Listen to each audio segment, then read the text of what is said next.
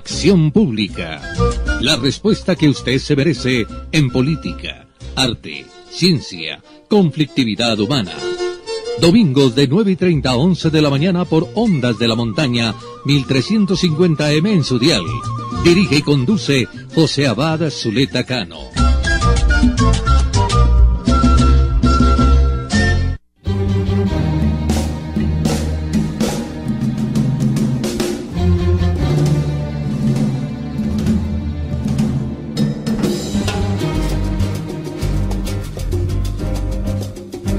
Buenos días, buenas tardes, buenas noches a nuestros oyentes en todo el planeta. Acción Pública, la clase del domingo, de 9:30 a 11 de la mañana. El programa que le entrega la respuesta que usted se merece, con objetividad, con claridad, con sencillez, con la intención de mejorar la sociedad, hacerla más digna y más vivible. Un saludo especialísimo a todos nuestros oyentes en México, en Perú, en Argentina, en Ecuador, en Brasil, en Alaska, a todos los amigos que nos han enviado sus mensajes, muy preocupados con lo del famoso plebiscito por el sí y por el no. Muchísimas preguntas, muchísimas inquietudes. Vamos a lo bueno, lo malo y lo feo. Lo bueno.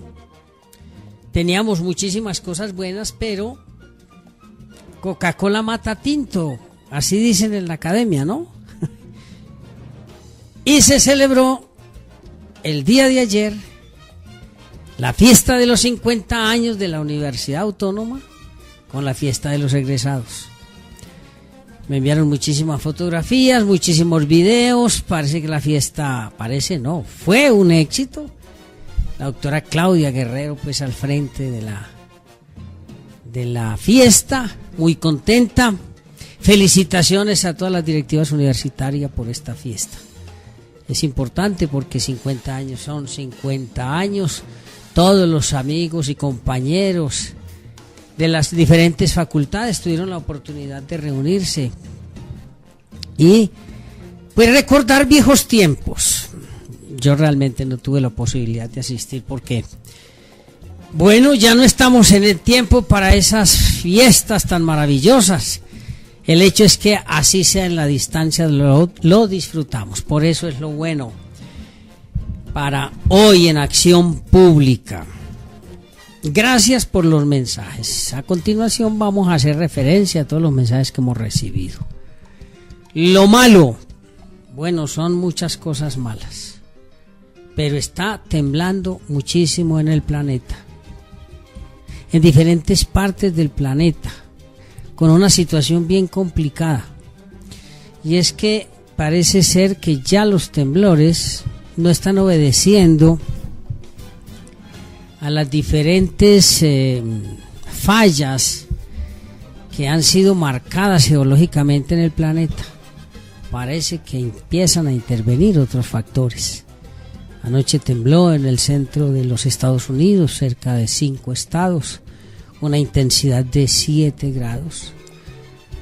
Y eso está preocupando entonces a los científicos, porque eso significa que a las complejidades del clima se le agrega entonces ahora otros factores generadores de temblores de tierra, de terremotos. Eso es grave. Por eso es lo malo. Y lo feo. Bueno, voy a leer lo feo. Voy a leerlo porque es muy importante. Voy a ver si lo ubico aquí. Pero en 2 palabras. Lo feo tiene que ver con la actitud que se ha asumido en el país frente al plebiscito por el sí o por el no. ¿Y por qué es muy feo? Porque se está convirtiendo ese plebiscito en una campaña guerrerista, hasta el punto de que tuve la oportunidad de observar en algunos supermercados a gente de la campaña por el sí regalando mercados. Regalando mercados para que la gente vote por el sí. Por favor, eso no es civilidad. Por favor, eso no es seriedad. Por favor, eso es generar más violencia. Por eso en Acción Pública estamos muy preocupados con ese tema, porque realmente no entendemos por qué se empieza a convertir el plebiscito en un nuevo factor de confrontación y de guerra. Por eso es lo feo, absolutamente, es incuestionable. Pero confiamos en que en el análisis que vamos a hacer hoy se puedan entregar algunos elementos a los oyentes para que entiendan que el problema no es el plebiscito, el problema no es el sí o el no, el problema somos los seres humanos.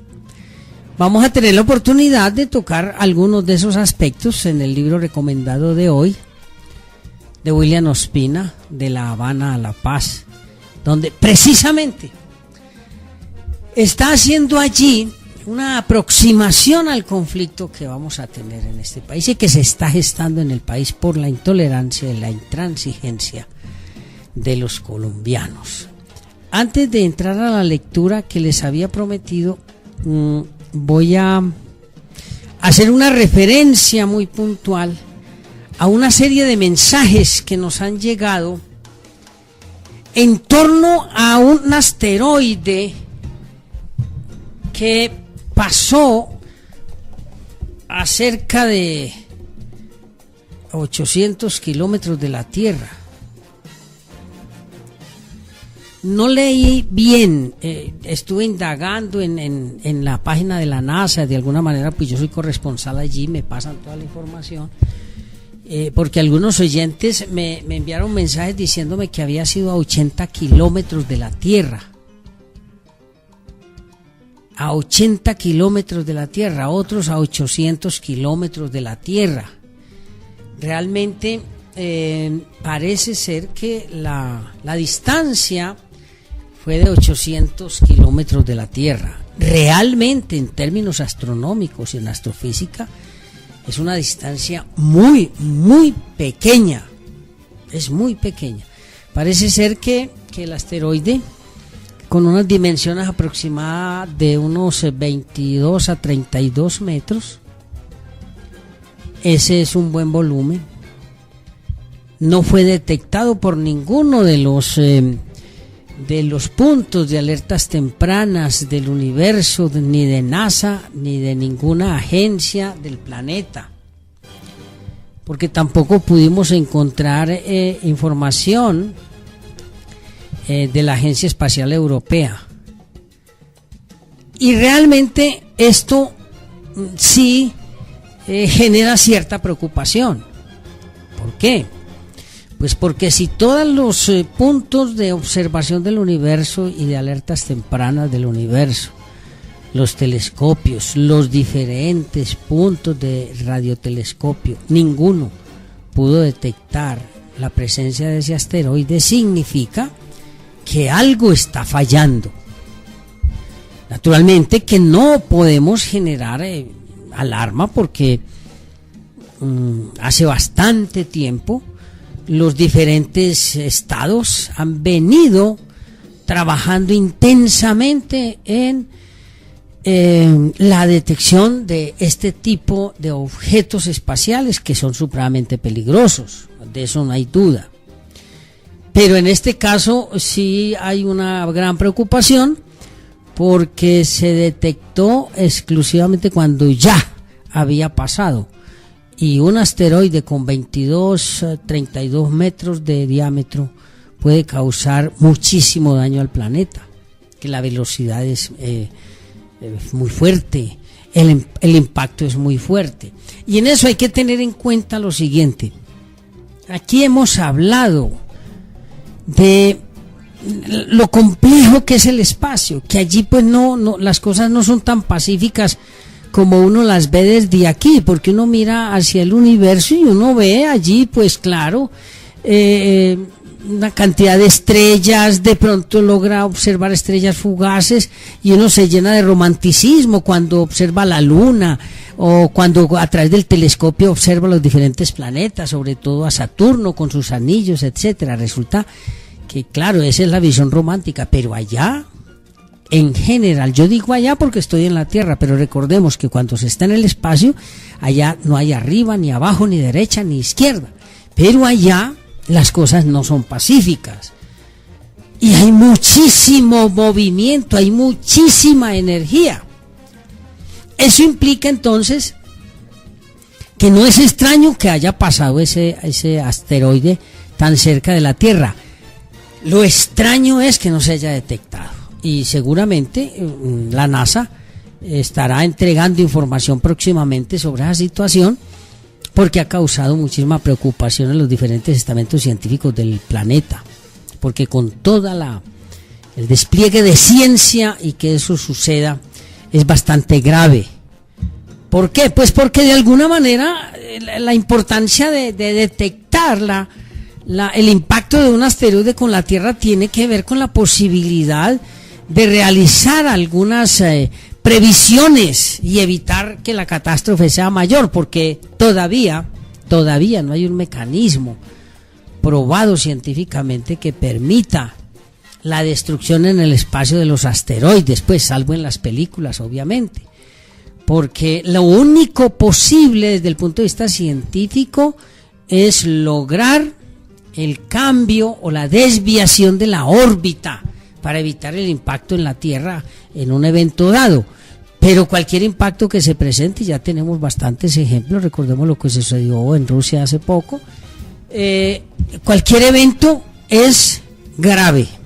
Por eso a los oyentes que me han enviado estas comunicaciones, hay que decirles que se tranquilicen, hay que estar pendientes, ustedes saben que, y de eso sí tenemos que tener seguridad, somos transitorios, aquí todos estamos de paso, hay muchísimas cosas pendientes en este planeta y en el universo, y por eso es que nos preocupa en Acción Pública justamente que con toda esa situación que nos presenta la vida, asumamos algunas actitudes de la vida en forma tan radical.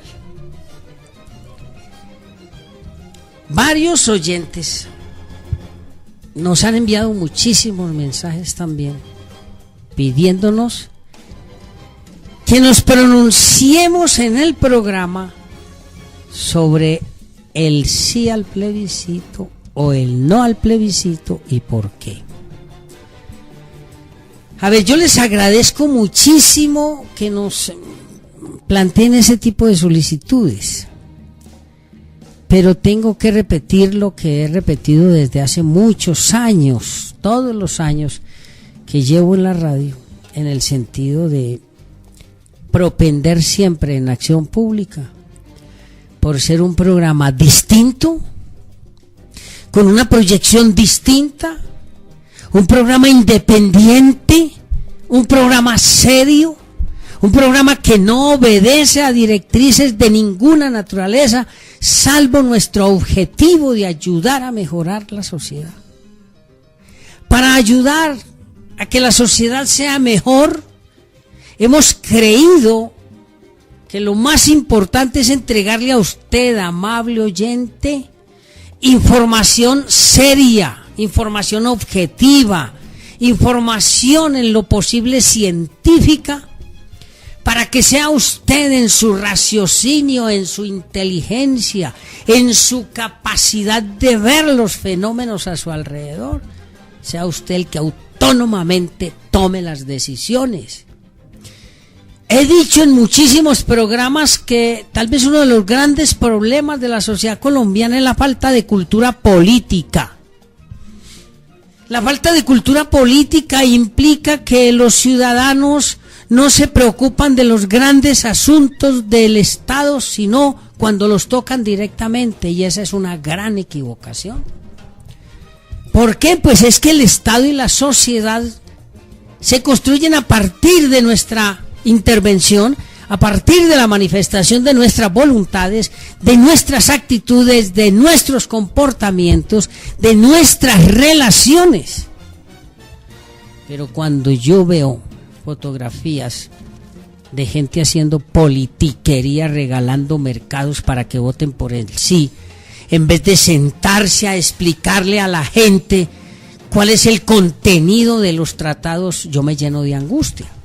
Y claro, me tengo que llenar de angustia porque ese no es el objetivo de acción pública. El objetivo de acción pública es traer a los mejores, a los más ilustrados, independiente de que piensen diferente. Por el contrario, el pensar diferente enriquece la propia forma de pensar. Entonces, hemos luchado por eso muchísimos años, todo el tiempo que llevamos haciendo radio y haciendo televisión, porque ese es el objetivo. Y por eso no somos un programa igual a los demás. Por eso no tenemos una visión ni una filosofía igual a la de los demás, que con todo respeto es utilitarista. Es utilitarista y genera mecanismos de explotación de las necesidades de los oyentes, de la rapidez con la que viven los oyentes, de la falta de sensatez de los oyentes. Nosotros no podemos hacer eso. En cada campaña política, por alcaldía, por gobernaciones, por corporaciones, presidencia, siempre nos preguntan ¿por quién va a votar José? ¿Por quién va a votar el equipo de producción? Yo tengo que decirles, no puedo orientarlos a ustedes para que voten por X, Y o Z, porque entonces 20 años cerca que llevo haciendo radio se perderían. Yo ilustro a la gente y por eso ustedes mismos, amables oyentes, bautizaron el programa La Clase del Domingo. Y nuestra pedagogía es una pedagogía diferente y por eso no le debemos favores a nadie. Y por eso nosotros realizamos el programa con total independencia y con la tranquilidad intelectual y espiritual de que lo estamos haciendo, no para que nos den un puesto, no para que nos alaben, no para que nos soben el hombro, no para que nos hagan estatuas ni cosas de esas, sino para que la sociedad sea mejor, porque en la medida en que la sociedad es mejor, la vida nuestra, toda la producción y todo el equipo de producción y la misma mía, es una vida más agradable.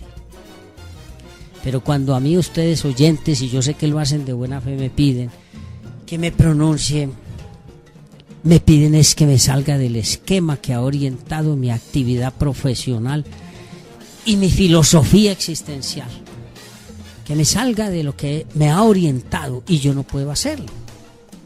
¿Por qué? Por muchísimas razones, pero básicamente porque yo siempre he creído que cuando los medios de comunicación se utilizan a nivel proselitista, cuando muchos locutores, muchos entre comillas analistas, creen tener la verdad revelada y están diciéndole a usted en cada momento haga esto o haga aquello, me parece que esos personajes son los generadores de nuevos factores de violencia. Por eso, amables oyentes, con la tranquilidad que me da el sentir que hago las cosas bien, voy a leerles un escrito que publiqué en Facebook esta semana, no recuerdo el día, fue esta semana, y que tiene que ver con lo que he observado y con lo que he sentido en todas partes sobre el sí, sobre el no. Luego de la lectura ustedes pueden llegar a sus conclusiones, pero hoy vamos a tocar ese tema.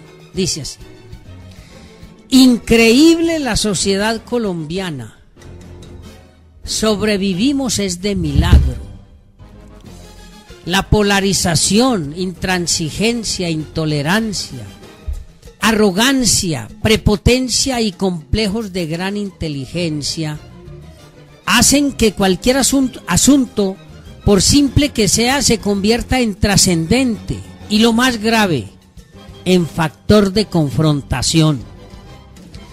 si es el fútbol, el ciclismo, si es la economía o la educación, si es el clima o las vías o el calor o lo que sea, quien no comparta los conceptos o no agache la cabeza o manifieste un pensamiento diferente a los que se creen más sabios e inteligentes que los demás, prepárese que le cae sin compasión la furia de los dioses, con la segregación, el señalamiento, la agresión y la muerte. Pretender vivir en paz en una sociedad con estas características, más que una utopía, es otra manifestación de arrogancia de esa sociedad que impone, ordena, masacra y se cree superior, ya que la disidencia, el pensamiento diferente, el no pensar igual es motivo de guerra y de muerte. Hoy más que nunca se siente la realidad agresiva y violenta de esta sociedad. Cuando los hechos que implican los acuerdos con las FARC deberían convocar a la reflexión, al pensamiento sensato, respetuoso, orientado al bien común, viene sucediendo todo lo contrario, ya que ellos terminan siendo la fuente de la continuación del conflicto, como quiera que aquellos que se creen con la verdad revelada, al pretender por el sí, ven a los otros que también se creen con la verdad revelada y van por el no, como enemigos irreconciliables. ¡Qué dolor tan inmenso semejante irracionalidad! Hoy los del sí y los del no, como ayer, liberales y conservadores, guerrilla y paras, blancos y negros, pobres y ricos, en violenta confrontación por imponer con la fuerza de la violencia física y verbal sus criterios a los otros, que en igual sentido despliegan su capacidad violenta y destructiva, están dando origen a la siguiente guerra. ¿De qué sirve tanta parafernalia si al final la violencia y la intolerancia se imponen? ¿No entienden unos y otros que lo que se vive hoy en el país es un momento histórico y como tal debe ser estudiado, analizado, debatido en un marco de respeto y tolerancia por las ideas ajenas? Que nadie, por más inteligente, estudiado, recorrido y arrogante que sea, tiene la verdad absoluta sobre nada y sobre ningún fenómeno social. Pueden entender los colombianos que todos somos transitorios, mortales, simples piltrafas en la inmensidad del universo, y que la mayor muestra de racionalidad que podemos expresar y materializar es respetar las ideas de nuestros semejantes por diferentes que sean a las nuestras. Es importante recordar que se reclama respeto cuando damos respeto, salvo que se insista en reclamar de los demás lo que no hemos entregado. La batalla por el sí, por el no, que hoy nos obligan a vivir las mentes irracionales, hace que nuestra esperanza en la sociedad se pierda totalmente y que la tan anhelada paz siga siendo solo una palabra más de las tantas que a diario se pronuncian sin sentido. Este escrito, amables oyentes, tiene que ver necesariamente con lo que se está presentando en el país. Y se está presentando una situación absolutamente desagradable, de violencia, de ataques verbales y físicos. Y no sé por qué, cuando en algunos medios de comunicación empiezan a publicarse tips especiales llamando al respeto, llamando a la educación, no sé por qué siento que estamos en el peor momento de nuestro país cuando deberíamos estar en el mejor. Las familias empiezan a dividirse porque todos, tanto los del sí y los del no, quieren imponer a los otros su verdad. Entonces empiezan a distanciarse las familias. Cuando las familias empiezan a distanciarse por un fenómeno de esta naturaleza, significa que estamos muy mal intelectualmente y familiarmente. En el trabajo igual. En la academia ni se diga, porque allí es donde con mayor luz brilla la ignorancia de quienes se creen con la verdad revelada. Y entonces los del sí y los del no, pues ya llegan a los enfrentamientos entre sí y a atacar a sus contradictores para imponerles por la fuerza de la violencia su criterio. Entonces que sería un momento histórico, porque nos permitiría de alguna manera reflexionar, analizar racionalmente toda la problemática que implica los acuerdos con las FARC, se convierte entonces en el origen de otro conflicto. Es decir, salimos de Guatemala para meternos en Guatepeor, pero eso no es lo duro. Lo difícil de asimilar es que muchísimas personas han asumido una actitud por el sí o por el no, por un mercado. Volvemos a la historia antigua de nuestro país. Votar rojo o azul por un aguardiente y un tamal, cuando se trata de una de las decisiones más trascendentales de la historia de nuestro país.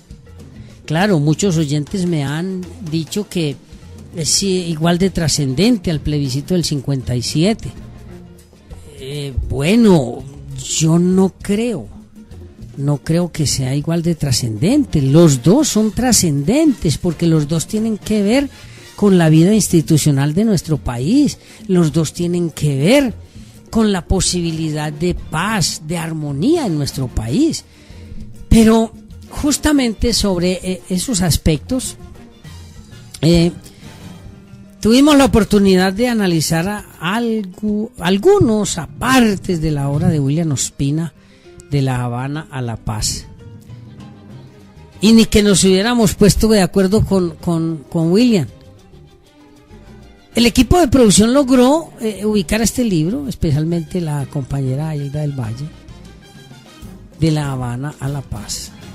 Y hemos logrado pues en 2 o 3 días leer el texto y extractar algunos apartes que vale la pena compartir con ustedes, porque, amables oyentes, si esta es la clase del domingo, es aquí donde debemos analizar todos los aspectos que tienen que ver con la vida institucional y la vida en relación en nuestro país. Porque indudablemente, cuando un acto tan trascendental como votar por el sí o por el no se reduce a un mercado, se reduce a un tamal y a un aguardiente, pues por favor, no nos quejemos de la violencia. No podemos quejarnos de la guerra. Simplemente tenemos que integrarnos a ella a través de alguno de los canales para lograr sobrevivir, porque es que cuando uno, la decisión más trascendente de su vida, la vende por un tamal, un aguardiente o un mercado, no tiene derecho a quejarse. No tiene derecho a quejarse.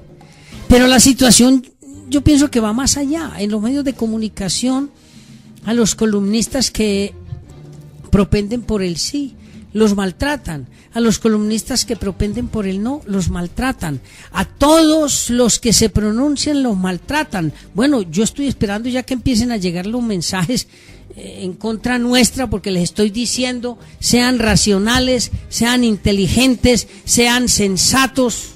No tiene sentido matarse ni maltratar al otro por una decisión que debe tomarse con inteligencia y racionalidad.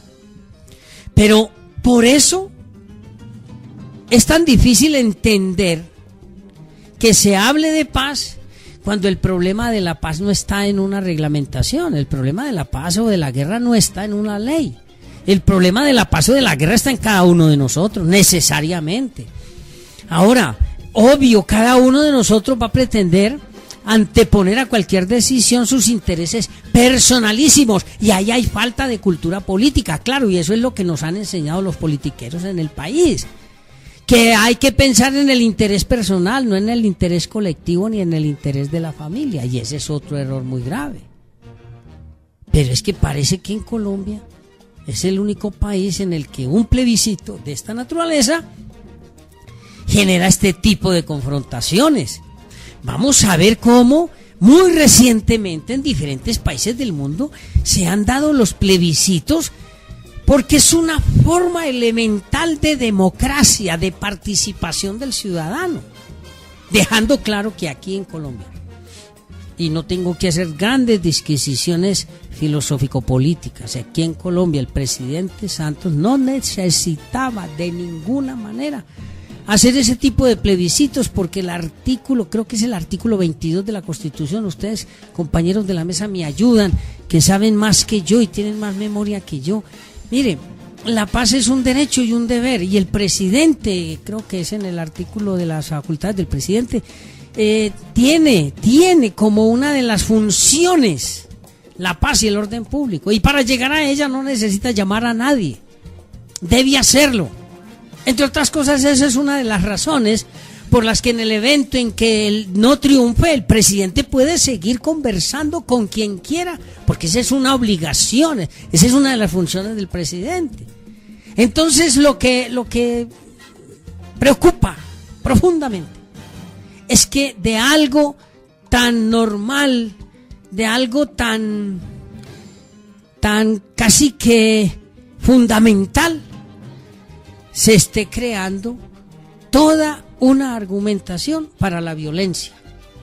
Bueno, yo voy a seguir hablando de esto, y ahora vamos a hablar de los diferentes plebiscitos que se han dado recientemente en diferentes países para resolver conflictos graves, muy graves, para que tengamos en cuenta, porque todo lo que hacemos en Acción Pública está orientado a que ustedes, amables oyentes, en la clase del domingo se hagan a elementos de conocimiento para que tomen su decisión, una decisión racional, una decisión inteligente, una decisión pensada, sentida.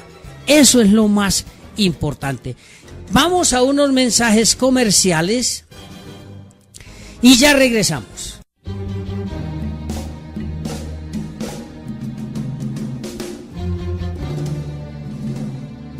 Bien, muchos mensajes. Bueno, todavía no hay ninguno violento, afortunadamente, y eso me llena de cierto entusiasmo. Un saludo especial a todos nuestros oyentes en Miami, en Tampa, allá en Cabo Cañaveral, en Orlando, que nos reportan sintonía. Tabito, un saludo cordialísimo a toda la gente que está atenta, precisamente porque sabían que hoy íbamos a hablar de este tema. Hoy estamos haciendo una especie de motivación a la racionalidad, porque el 18 de septiembre vamos a traer a los expertos para que analicen los pro y los contra del sí y el no, y ustedes puedan tomar una decisión. Eso es tal vez lo más importante.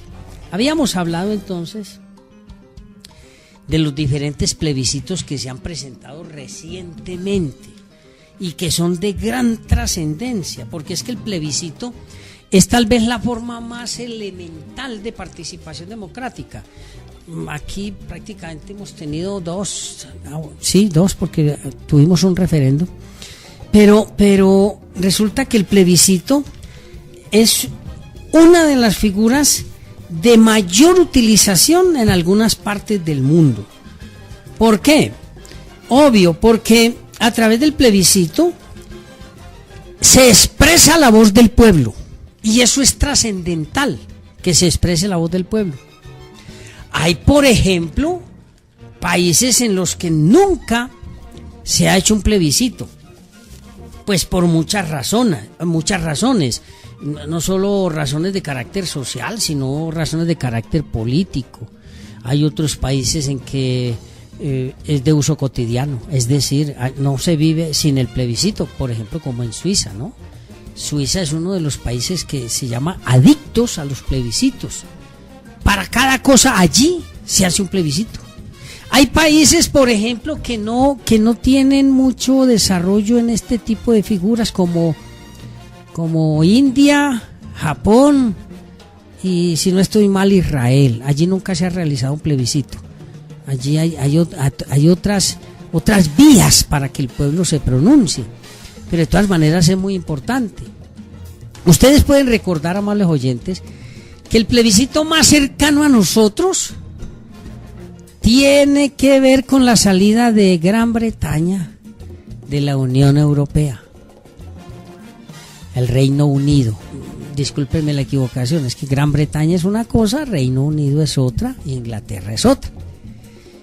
Pero el Reino Unido hizo ese plebiscito para determinar si salía o no de la Unión Europea. A ver, recordemos que la Unión Europea es uno de de las uniones más trascendentales en la época moderna. ¿Por qué? Pues porque allí se ha logrado unir diferentes culturas, diferentes sistemas políticos para mejorar las condiciones de los europeos. Ha habido muchísimos problemas. Ellos lograron tener la moneda única. Recuerden ustedes el euro. Hace 2 años trataron de organizar la Constitución Europea y fue derrotada a través de un plebiscito. Entonces en el Reino Unido hicieron el famoso Brexit. Continuar o no continuar. Y perdieron. No continuar. ¿Quiénes perdieron? Votaron porque siguiera el Reino Unido en la Unión Europea. Ganaron aquellos que querían que saliera el Reino Unido de la Unión Europea. Y la pregunta que nos tenemos que hacer en clave de análisis es: unos y otros tenían claro por qué votaban y cuáles eran las consecuencias de su votación. Pues las reacciones posteriores nos indican que ni unos y otros sabían por qué estaban votando. Hasta el punto que se asumió por el Reino Unido la posibilidad de desconocer el resultado del plebiscito o repetirlo. ¿Por qué? Porque después de que ya se determinó que la Unión Europea, que el Reino Unido salía de la Unión Europea, las consecuencias económicas, sociales y políticas que eso iba a tener, entonces dijeron o pretendieron que se hiciera otro plebiscito para votar mayoritariamente porque el Reino Unido siguiera en la Unión Europea. Es decir, después del mal ya no hay remedio. Hoy están en esa discusión. ¿Y qué pasó con los promotores de uno y otro movimiento, como sucede siempre en aquellos asuntos de carácter político? Pues que la mayoría se fueron escabullendo y han desaparecido, salvo la actual primera ministra. Claro que ella no fue dirigente de campaña, por él sí o por él no, pero estuvo involucrada allí. De resto, los grandes promotores, después de haber creado esa hecatombe, han ido diluyéndose y se han convertido en fantasmas porque ninguno quiere asumir la responsabilidad de lo que sucedió. Eso es muy grave, porque es que graciosamente la mayoría, por no decir todas las veces que se pretende una situación de estas, los grandes dirigentes buscan réditos políticos. Y nosotros, los que no analizamos, los que no estudiamos, los que no pensamos y los que no sentimos, somos carne de cañón para esos dirigentes que solo buscan réditos políticos. Otro plebiscito bien importante en Chile. Recuerden ustedes, en 1980, cuando el régimen de Pinochet, claro, él se quería perpetuar en el poder. Estaba en un buen momento. Eso fue se autorizó en 1988. De alguna manera el régimen de Pinochet iba muy bien y él aprovechó esa circunstancia para convocar a un plebiscito para que dijeran si seguía o no seguía. Graciosamente no ganó. ¿Y eso qué significó? Pues que terminó la dictadura de Pinochet. Recuerden ustedes que posteriormente él fue privado de la libertad por una decisión del juez Baltasar Garzón en España, ordenando la detención de Pinochet en Inglaterra, en Londres, haciendo uso de la famosa jurisdicción universal, y él en calidad de juez lo podía hacer y generó mucho conflicto. Pero allí el pueblo se pronunció y se suponía que iba a ganar el sí, la continuación de Pinochet, pues la economía estaba bien, la seguridad estaba bien, y se presentaron muchísimas situaciones bien interesantes. Todavía hoy recuerdo algunos comerciales muy interesantes de aquella campaña. Pero eso generó un cambio institucional importantísimo. Sudáfrica. Bueno, a mí siempre me ha llamado mucho la atención la situación en Sudáfrica. Recuerden que en Sudáfrica cerca de 28 millones de negros eran gobernados por 3 millones de blancos. Entonces, era una situación bien conflictiva porque las situaciones de violencia, de crueldad y de inhumanidad son incontables. El primer ministro Frederick de Klerk, creo que era Frederick de Klerk, sí, para ese tiempo estaba Mandela privado de la libertad, le dice a los 3 millones de blancos: ¿por qué no hacemos un plebiscito para determinar si se incorporan o no los 28 millones de negros a la vida institucional del país? Y fueron esos 3 millones de blancos los que dijeron sí en el plebiscito y permitieron el final de una contienda racista, el apartheid, y generó toda una nueva visión en Sudáfrica. Allí surge pues toda la historia de Nelson Mandela, todo lo que sucedió con él y lo que ha venido sucediendo en Sudáfrica a partir de ese momento. Más adelante fueron los mismos 28 millones de negros los que apoyaron, recuerden ustedes, a la selección de rugby de Sudáfrica, que era de blancos, para que ganara el mundial. Son situaciones que vamos recapitulando para entender que cuando hay racionalidad, cuando hay inteligencia, cuando hay ponderación, las cosas pueden marchar. Así por el estilo, recuerden ustedes el plebiscito en Francia que hizo De Gaulle. Creo que fue en el 68, 69. Hacen un plebiscito precisamente para generar la consolidación de una serie de reformas en el Senado. Y el presidente De Gaulle dijo: si gana el no, me retiro de la presidencia. Y De Gaulle es una de las figuras emblemáticas de Francia, Charles de Gaulle. Pues ganó el no. El mismo día en que se entregaron los resultados, Charles de Gaulle presentó la renuncia a la presidencia. Son muestras bien interesantes de la grandeza de algunos estadistas. Aunque yo creo que he pronunciado mal la grandeza de algunos estadistas, por una razón muy sencilla. Porque no se puede ser estadista si no se es grande. Entonces por eso siento como que lo pronuncié mal. Ahí me disculpan ustedes. Para ser estadista se tiene que ser grande, muy grande. Recuerden a Nelson Mandela y a otros personajes. Claro, hay muchos ejemplos. Recuerden en Canadá se estaba presentando un factor de conflicto por allá en el 94. La provincia de Quebec es francesa, netamente francesa, y ellos querían separarse. Y hubo allí unas campañas bien interesantes. De alguna manera eso significaba quebrar la estructura de Canadá, pues la provincia de Quebec es una de las más ricas, claro, pero esa campaña por el plebiscito de la continuación o no, o independencia o no de Quebec en Canadá, fue una de las más reñidas que se recuerdan en Canadá. Y ganó el no por 60,000 votos. Ahí sigue Canadá como uno de los países más desarrollados. del planeta. Y ejemplos hay más. Pero en civilidad,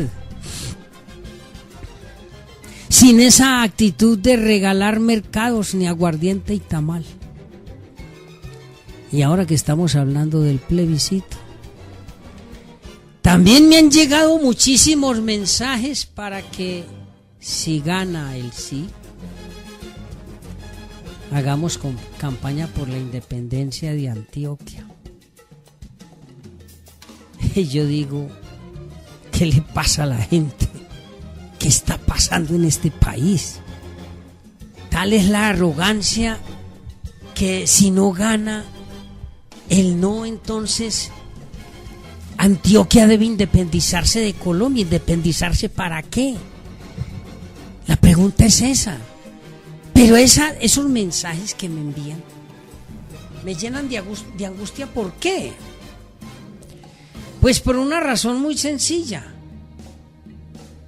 Porque es manifestación de arrogancia de los que luchan por el sí o los que luchan por el no. Llegan a ser tan arrogantes unos y otros que el único camino que les queda, según su gran inteligencia y sabiduría, es separémonos de Colombia. Y entonces empiezo a recorrer otra vez los pasillos de la historia. Porque es que el que desconoce la historia, yo ya ni sé quién fue el que lo dijo, ustedes me ayudan, jóvenes. No sé.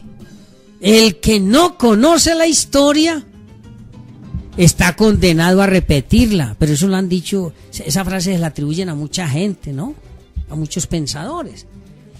Pero cuando a mí me llegan esos mensajes, aquí me acaba de llegar un mensaje. José, es el único camino, la independencia de Antioquia. Muchas gracias.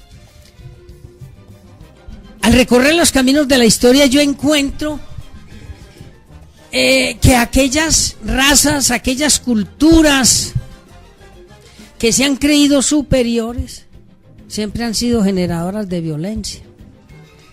En algún foro, creo que fue en la Universidad de Antioquia hace un tiempo, que se había promovido otra vez ese gran debate, de Paul Preston, pero hay varios que se atribuyen esa frase. En un foro decía entonces,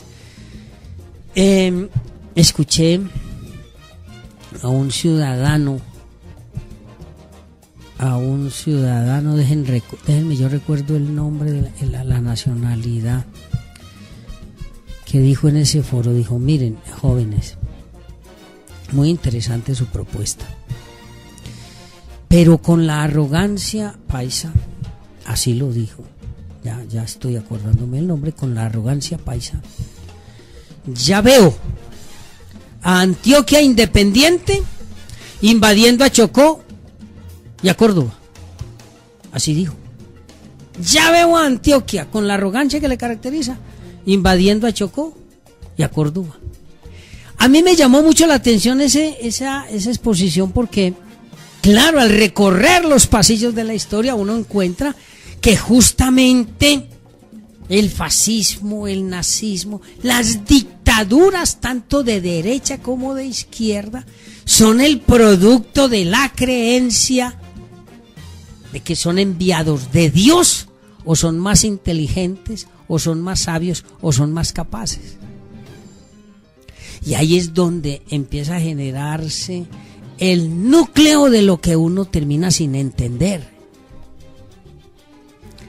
Es muy importante desarrollar la inteligencia, el raciocinio, claro. Eso es base de muchas cosas maravillosas de ayer, de hoy, seguramente de mañana.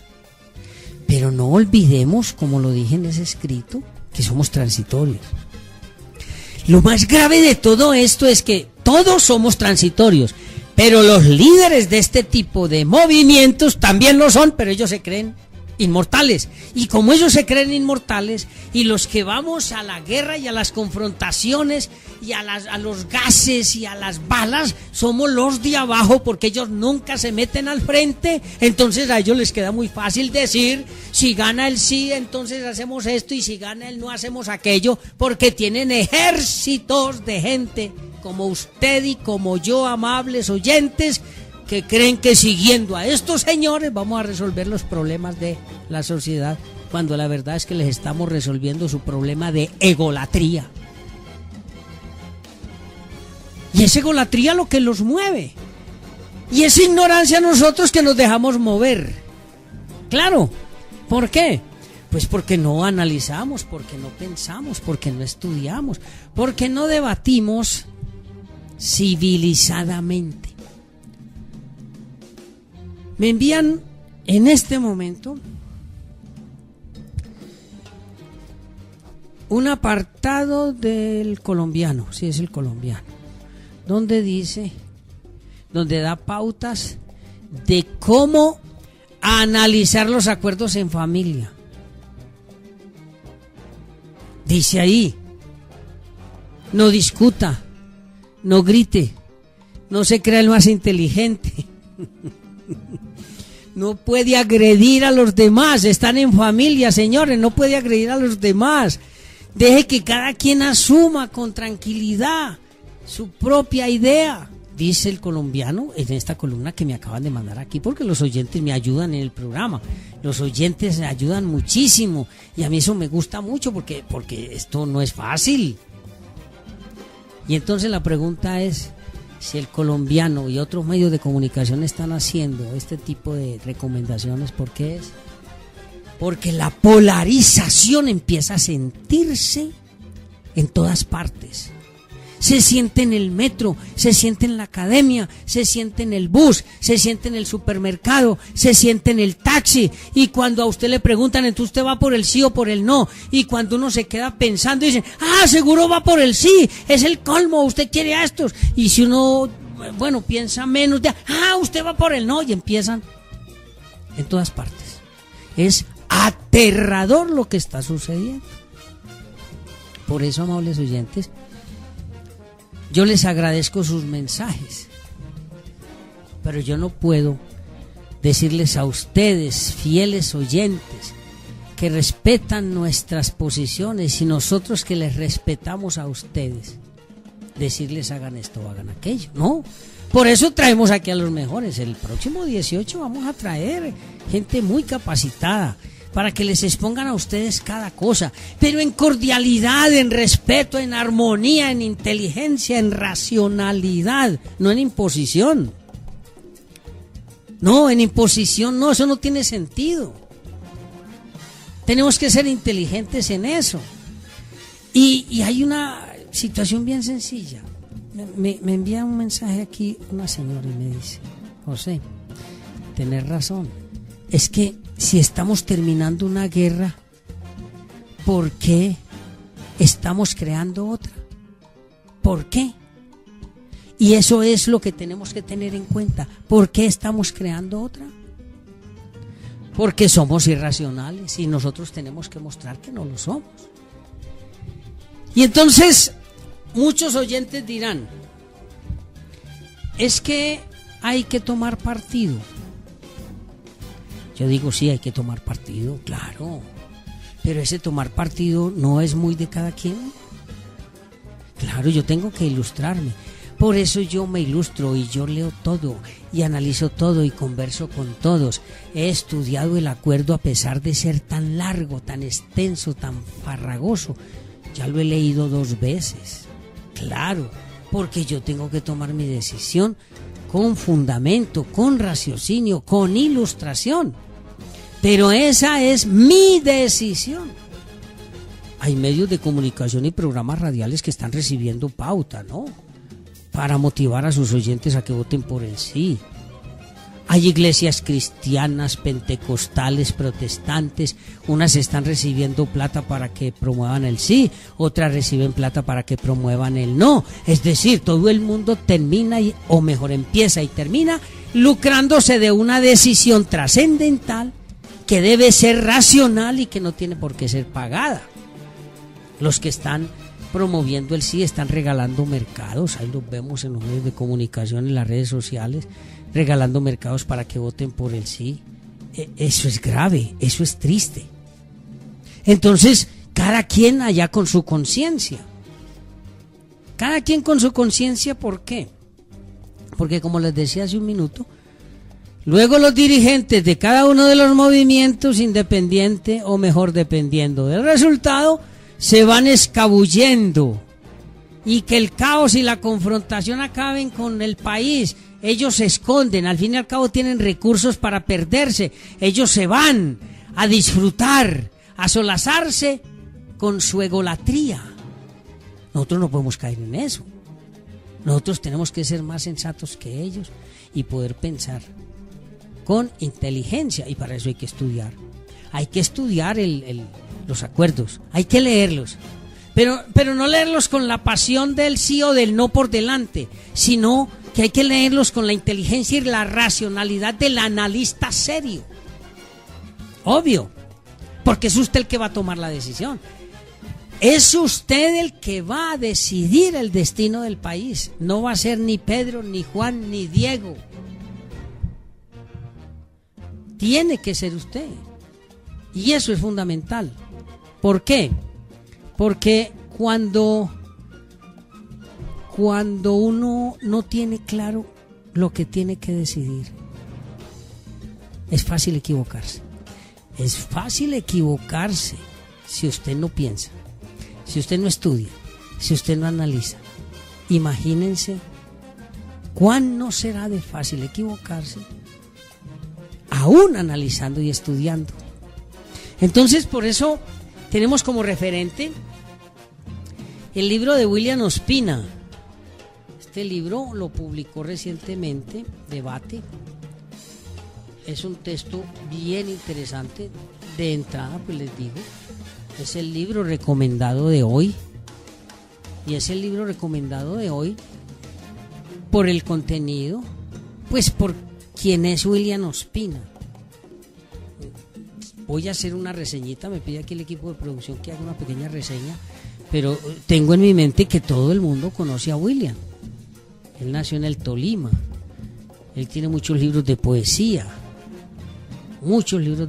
él ganó el Premio Nacional de Poesía del Instituto de Cultura en el 92, tiene muchísimos libros de ensayo. También fue premio de ensayo Ezequiel Martínez Estrada de Casa de las Américas en La Habana en 2003. Y tiene obras como, por ejemplo, ¿Dónde está la franja amarilla? En 1996, Las auroras de sangre de 1999, La decadencia de los dragones 2002, América mestiza 2004, La escuela de la noche 2008, El año del verano que nunca llegó 2015, un libro bien interesante. Y ganó el premio Rómulo Gallegos en 2009 con El país de la canela. William aquí hace un recorrido bien interesante de lo que viene de La Habana a La Paz. En el próximo segmento vamos a leer algunos apartes para ilustrarnos sobre lo que piensa William. Vamos a unos mensajes comerciales y ya regresamos.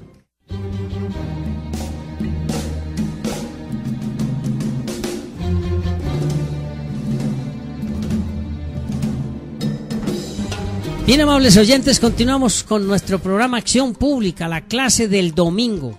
El programa que le entrega la respuesta que usted se merece. Todos los domingos de 9:30 a 11 de la mañana por la tradicional de Antioquia. Ondas de la Montaña, 1350 AM. Saludo especial allá a Tabito en Tampa, que está reportando sintonía. Está muy contento con el análisis que venimos haciendo. Bueno, para que usted entienda hasta qué punto es trascendente, amable oyente, poderse documentar sobre lo que va a leer, vamos a escuchar lo que nos dice William Ospina en su libro De La Habana a La Paz, sobre todos los problemas que se pueden presentar en un tipo de situación como la nuestra. William Ospina en su capítulo primero habla de Colombia y el futuro. Claro, ¿por qué? Porque pues es que a partir del plebiscito hay que hablar de futuro.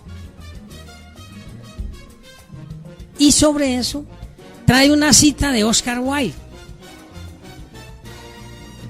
En una polémica sobre el porvenir, dice Oscar Wilde, transcribe pues William, Oscar Wilde recomendó a los polemistas abandonar el tema diciéndoles: no hay que preocuparse tanto por el futuro. El futuro no ha hecho nada por nosotros. Y esto tiene su connotación. ¿Por qué? Porque muchos dirán, es que hay que votar para mañana. Hay que votar hoy para mañana. Eso es discutible. Continúa William. Creo que en la búsqueda de una transformación efectiva de la realidad colombiana, lo primero que tenemos que abandonar es la idea de que estamos trabajando para el futuro. A menudo oigo decir en las reuniones que analizan nuestro drama histórico, escuchen esto, que ya no podemos tener esperanzas en los hombres del presente, que hay que pensar en los hombres del futuro, los únicos que acaso tengan alguna redención, que por ello la única forma de cambiar a nuestra sociedad es pensar en los niños y que el único instrumento eficaz de esa transformación es la pedagogía. Tal vez en 1 o 2 generaciones, dicen, habremos formado un hombre nuevo y el mundo empezará a ser distinto.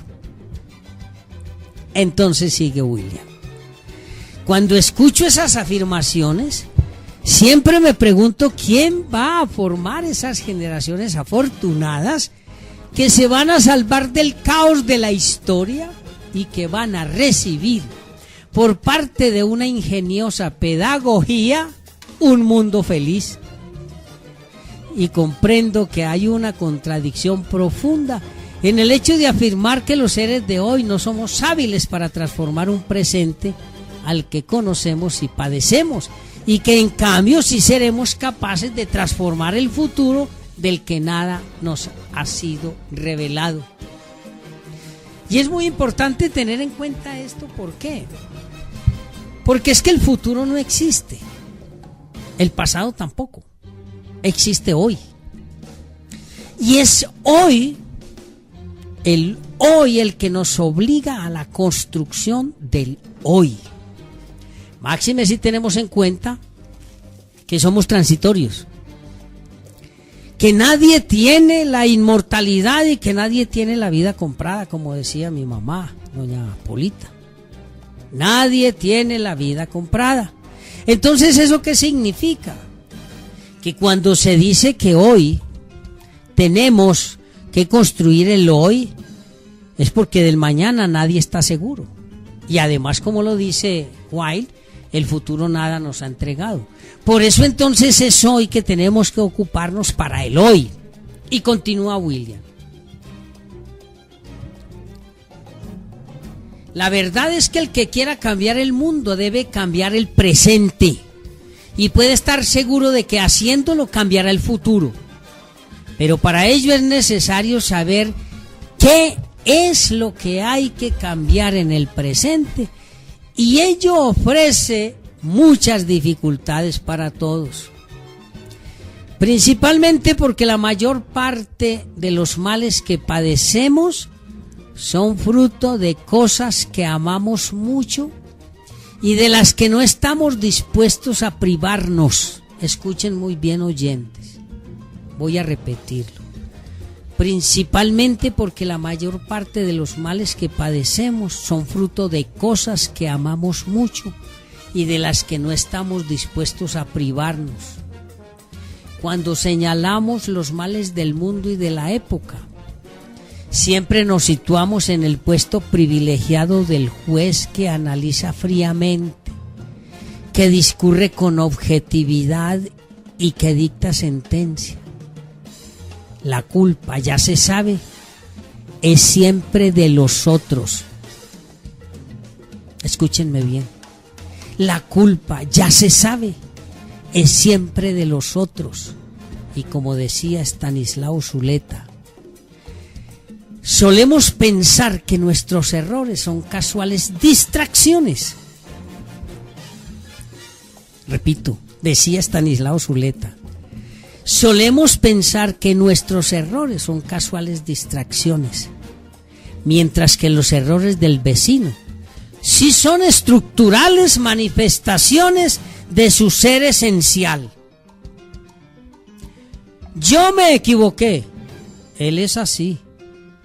Y eso cuando estamos dispuestos a aceptar que nos equivocamos, lo cual no es muy frecuente, pues la soberbia innata al ser humano, esto ya es mío, discúlpenme que no hice la transición, la soberbia innata del ser humano impide que seamos capaces de reconocer errores, porque en los actos más elementales de nuestra cotidianidad estamos siempre actuando es con aires de prepotencia, de arrogancia, de creernos superiores siempre.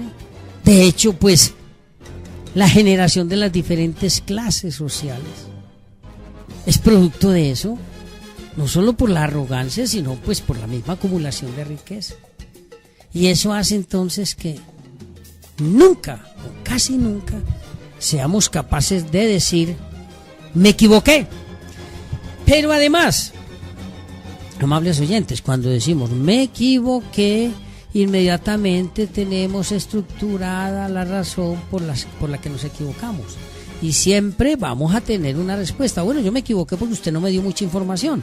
O yo me equivoqué porque no tenía tiempo. O yo me equivoqué porque porque estaba enfermo. Oye, usted no se equivocó porque se equivocó. No, siempre hay una justificación. Estos elementos que estoy entregando, que estamos entregando hoy en Acción Pública, son abreboca, son motivación para lo que viene más adelante en el análisis que vamos a tener aquí sobre el sí, sobre el no, porque los oyentes también deben escuchar a los que saben de esto. Y continúa William Ospina, esa actitud, sin embargo, es la que permite que los hechos atroces se multipliquen, porque las víctimas están cada vez más solas y más inermes, y los victimarios se sentirán cada vez más libres para obrar y más impunes. Así, una conducta simplemente discreta de cada uno de nosotros tiene tremendas repercusiones públicas. Y lo que no queremos advertir es que esa actitud que parece protegernos del caos y salvarnos de la responsabilidad es la que permite que nosotros también podamos ser víctimas igualmente inermes de un clima de insolidaridad que continuamente contribuimos a formar. Lo que nos está diciendo William aquí es que o somos apasionados absolutamente o somos indiferentes absolutamente, porque no estamos dados al estudio, al análisis sensato, al análisis coherente, ponderado de cada situación. Y cuando asumimos esas actitudes de indiferencia, pues claro, la atrocidad prevalece, pero no entendemos que al final terminamos también siendo víctimas de nuestra propia indiferencia. Y dice una parte bien interesante para aquellos que quieren escuchar: vote por el sí o vote por el no. Yo estoy propendiendo porque usted escuche todas las opciones y decida racional e inteligentemente si vota por el sí o por el no, con la introspección obviamente de la capacidad de asumir las consecuencias de su acto, porque eso es lo importante cuando se toman decisiones. No es el momento de los indiferentes, no, es el momento de la participación. Alguna vez hay que participar y este es el momento. Y sobre eso nos dice William: la indiferencia ante todo lo público y lo comunitario es el principal mal de nuestra sociedad, donde nadie se identifica con el otro, donde nadie se reconoce en el otro. Nadie puede llegar a creer en el interés común. Toleramos los delitos de los funcionarios públicos y de los agentes del Estado con la misma indiferencia con que toleramos los delitos de los particulares, sin advertir que los delitos cometidos por quienes tienen la función de hacer respetar la ley y de sancionar a quienes la transgreden son muchísimo más graves que los delitos de los demás. Si un ciudadano cualquiera delinque, ahí están los guardianes de la ley para castigarlo. Pero si los guardianes de la ley la profanan o la envilecen, todo el orden social queda alterado y el principio mismo de la seriedad de la ley se derrumba. Colombia ha llegado a ese estado extremo en el cual todo lo que fue respetable, todo lo que fue sagrado, todo lo que fue venerable ha sido profanado. Se desconocen las fronteras entre la verdad y la mentira, entre la legitimidad y la usurpación, entre la inocencia y la culpa.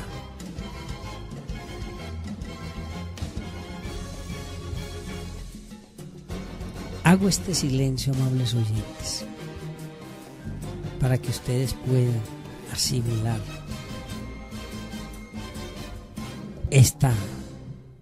el contenido de estas frases, porque ese es el sentido, que usted pueda reflexionar seriamente sobre la decisión que usted va a tomar.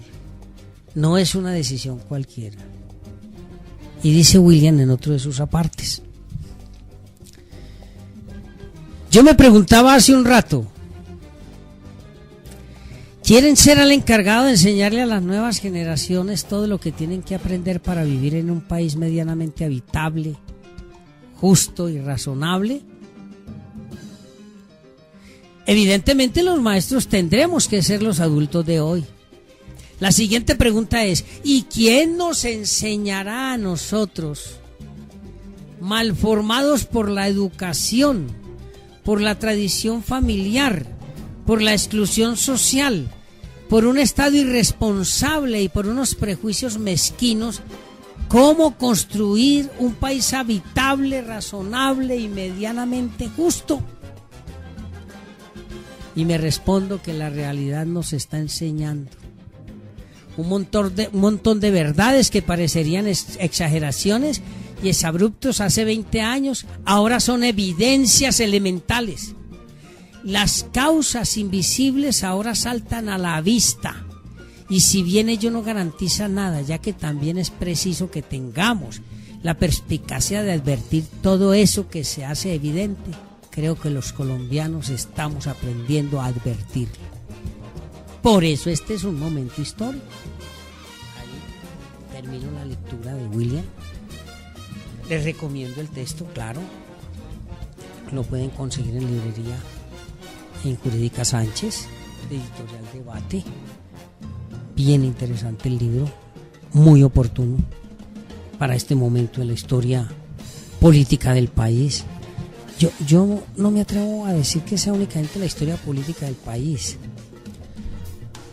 aunque toda la historia de toda la humanidad está asignada por lo político, pero a mí me parece que hoy es una historia asignada por todos los factores que hacen posible la existencia en sociedad de los seres humanos.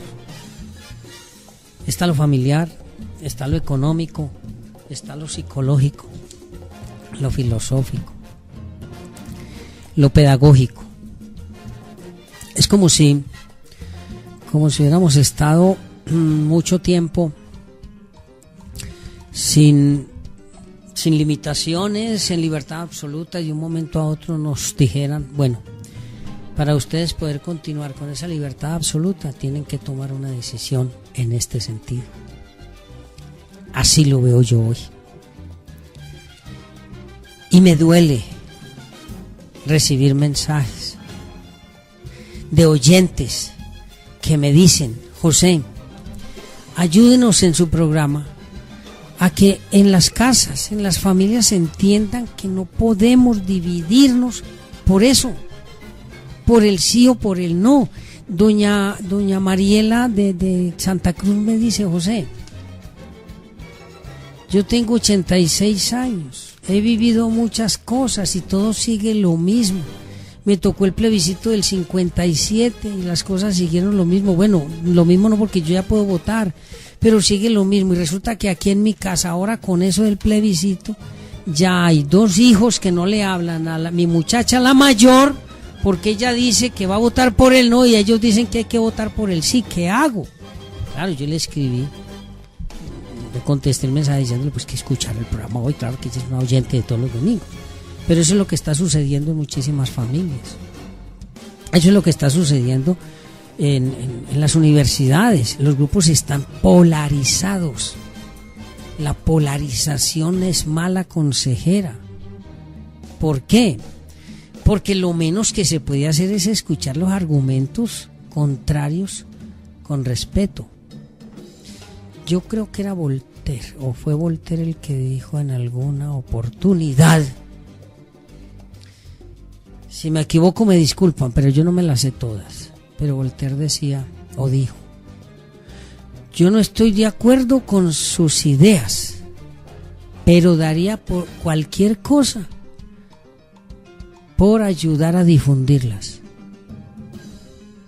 El equipo de producción me va a ayudar aquí a conseguir la cita adecuadamente, pero creo que es esa cita. Es esa cita. Yo no estoy de acuerdo con sus ideas, pero daría cualquier cosa por ayudar a difundirlas. Eso ya nos está dando a nosotros un significado bien interesante de lo que es la controversia intelectual. Es que la controversia intelectual no es imposición, es intercambio de opiniones. Entonces, lo que está sucediendo en la casa de doña señora con sus 2 hijos, sus 3 hijos, está sucediendo en muchas casas. Y entonces ahora los vecinos en una casa que todos van por el sí, se van a enfrentar con la otra casa donde todos están por el no.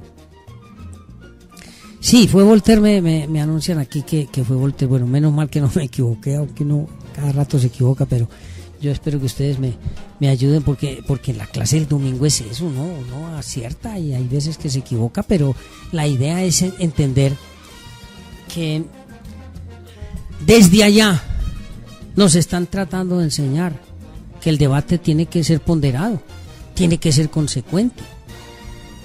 Y eso nos está significando que, pues que tenemos que tener la mente abierta a todas las opiniones. Tener muy claro, absolutamente claro, que nadie es adivino ni mago para tener la verdad revelada. Eso es muy importante tenerlo en cuenta. Entonces, simplemente vamos a escuchar las diferentes opiniones, vamos a escuchar los diferentes pensamientos, las diferentes ideas, y decidimos racionalmente por el sí o por el no.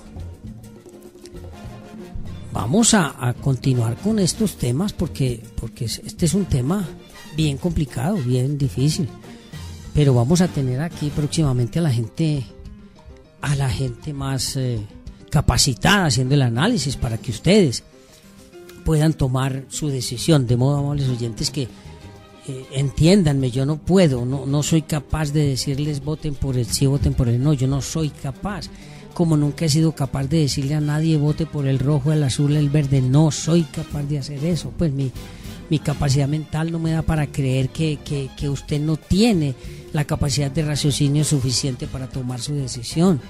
No, tenemos que ser independientes, autónomos en eso y analizar cada cosa. Me hicieron una pregunta que de pronto no me da el tiempo, y es la posibilidad de que los industriales y comerciantes que participaron en el conflicto apoyando a la guerrilla o apoyando a los militares sean procesados o no mediante la justicia transicional. Yo estoy hablando con el equipo de producción para analizar la posibilidad de hacer un programa sobre ese tema. Claro que el 15 tengo una charla sobre ese tema en la Universidad creo que es en la Universidad de Medellín, en el Salazar y Herrera, no recuerdo, pero vamos a tocar ese tema allí. Hoy no nos da el tiempo. Inicialmente lo único que tengo claro en este momento frente a ese tema, amables oyentes, es muy sencillo. Las diferentes salas de la Justicia Especial para la Paz se encargarán de determinar a quién llaman y a quién no llaman. El fiscal pierde competencia, el fiscal general de la Nación pierde competencia para esas investigaciones. Ahora, deben ilustrarse bien.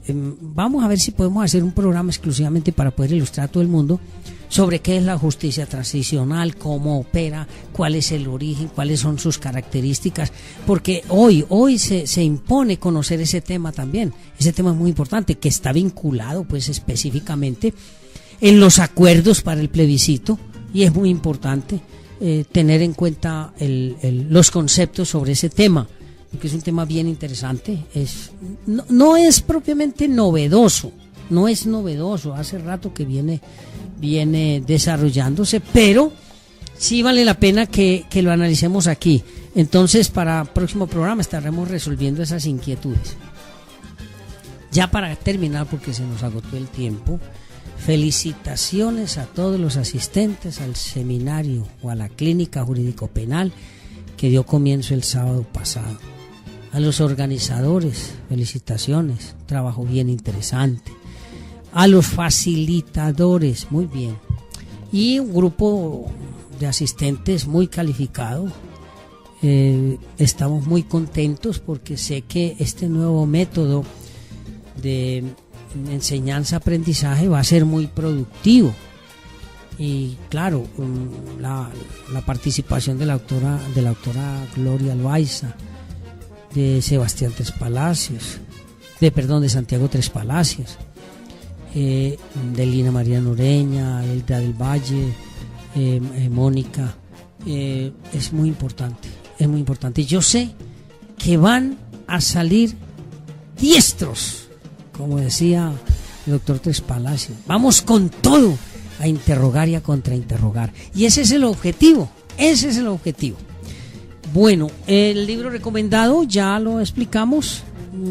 Es importante tener en cuenta, amables oyentes, que en Jurídica Sánchez, Librería Jurídica Sánchez, hay una serie de novedades muy importantes. En este momento podemos recomendarles el tratado de pruebas del nuevo proceso, del nuevo Código General del Proceso, un tratado de pruebas, un libro bien interesante, sencillo. También les podemos recomendar el libro nuestro, el libro de manual práctico del sistema acusatorio. También otras experiencias forenses, un caso de homicidio, para aprender también a interrogar y a contrainterrogar. Pueden comunicarse con el teléfono 444-4498, allí hacen la solicitud de los libros, mencionan que son oyentes de Acción Pública, tienen su rebaja muy importante y les llevan los libros a domicilio. Recuerden, teléfono 444-4498, y además escúchenos en YouTube a partir de los miércoles, programa radial Acción Pública en YouTube, los miércoles, programa radial Acción Pública. Y claro, los esperamos el próximo domingo de 9:30 a 11 de la mañana. Recuerden, la única obligación que tenemos los seres humanos en este planeta es pasar sabroso. Acción Pública. La respuesta que usted se merece en política, arte, ciencia, conflictividad humana. Domingos de 9:30 a 11 de la mañana por Ondas de la Montaña, 1350 M en su